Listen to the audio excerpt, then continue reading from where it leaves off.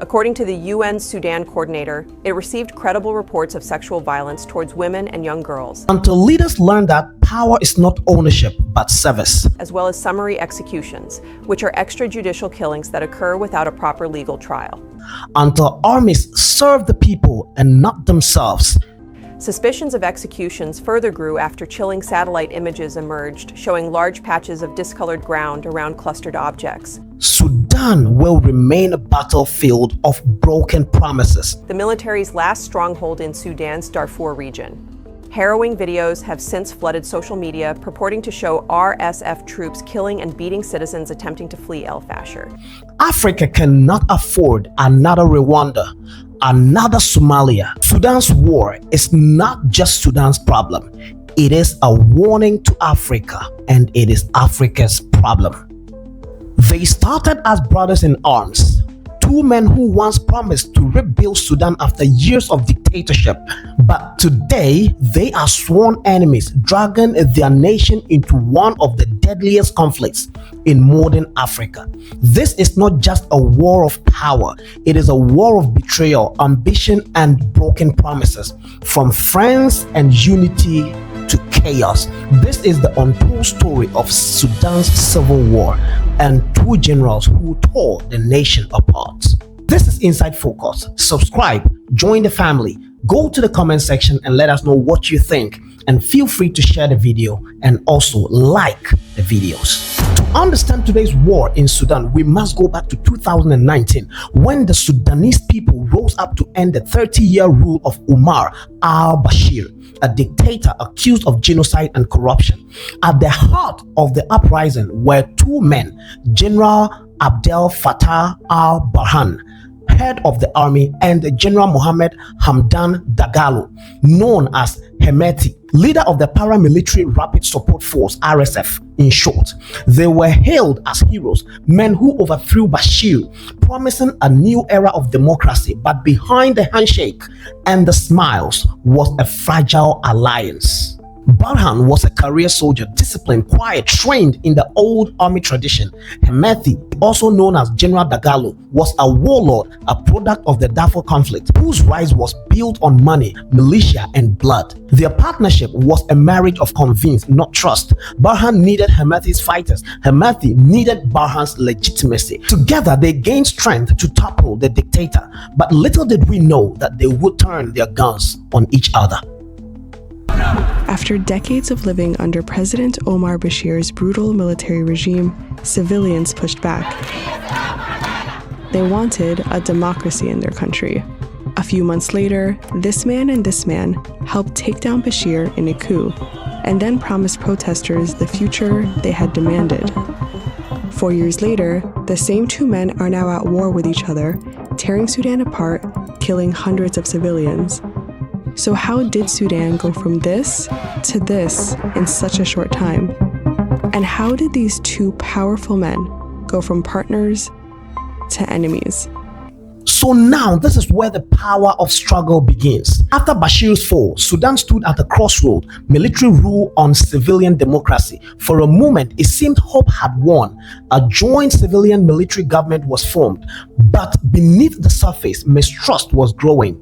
Burhan saw himself as the guardian of the state and the rightful head of the army. Hemedti, flush with gold mining money and foreign connections, especially with the UAE and Russia's Wagner Group, saw himself as the real power behind the throne. Then in October 2021, the alliance collapsed. It was at this time that Burhan staged a coup, removing civilian leaders, claiming it was to restore order. Hemedti backed him publicly, but privately, he began building his own army stronger than ever.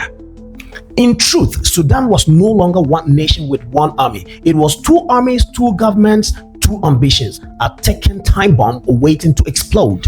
Now, what triggered the war to erupt?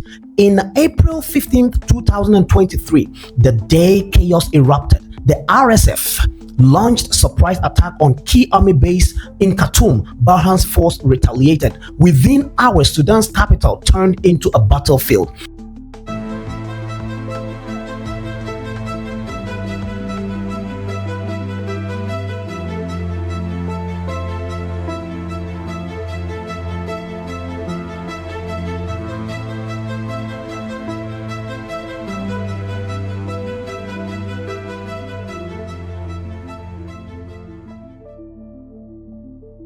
What began as a fight for control became a nationwide catastrophe. Hospitals bombed. At an al-Bashir hospital, over 400 people were reportedly killed. The governor of Darfur shared a video that purports to show RSF fighters roaming the hospital as bodies lay on the floor. Family trapped without food and water. Hundreds of thousands forced to flee to Chad, Egypt, and to South Sudan. The war became a competition of foreign backers. Hemedti's RSF allegedly received funding from the UAE, support from Wagner in Russia, and influence from Sudanese gold traders. al-Burhan's army drew quite support from Egypt and other neighboring countries who feared the rise of the RSF. And at that point, as the world talked and argued, Sudan bled. The people who once fought for freedom became victims of two men who couldn't share power. Remember, as it is wisely said in Africa, when trees fall on trees, first the topmost must be removed. Now, what is the real cause, or what are the real causes of this conflict happening in Sudan that led Sudan to bleeding whilst the world argues? You must understand that this war is not about ideology. It is not about religion. It is about power, money, and ego. Sudan sits on vast natural wealth. Gold, oil, and fertile land. Whoever controls them controls Sudan's future. al-Burhan wants control through military authority. Hemedti wants control through economic dominance. Neither truly fights for the people. They fight for themselves. And the people of Sudan, the farmers, the students, and the mothers, are the ones paying the price for the ego of these two men.